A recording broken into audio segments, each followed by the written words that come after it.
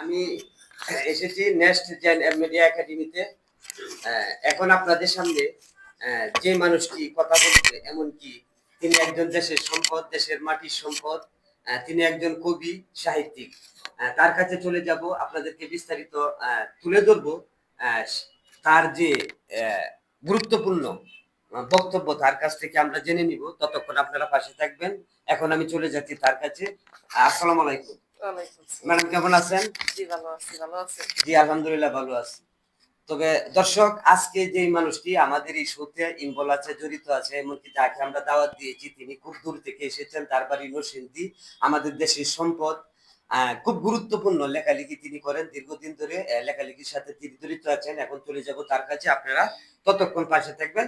Madam, কতদিন ধরে আপনি এই লেখালেখির সাথে জড়িত, একটু বলেন দর্শকের উদ্দেশ্যে। দর্শক, আমি ধন্যবাদ জানাই নেক্সট জন মিডিয়াকে।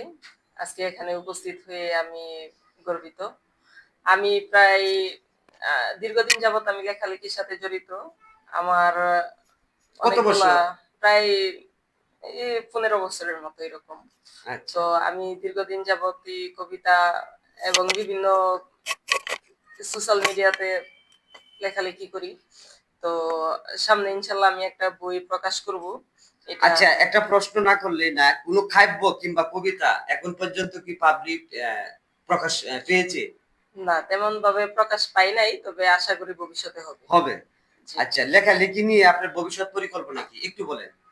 আমি চাই আমি যখনই নীরব থাকি বা যে কোনো ঘটনা পর্যবেক্ষণ করি, তা নিয়ে আমি কিছু লেখার চেষ্টা করি এবং এটা আমি লিখে রাখি। দর্শক, আপনারা পাশে থাকেন। আমরা এখন চলে যাব একটু বিরতিতে, বিরতির পর আবার আসছি।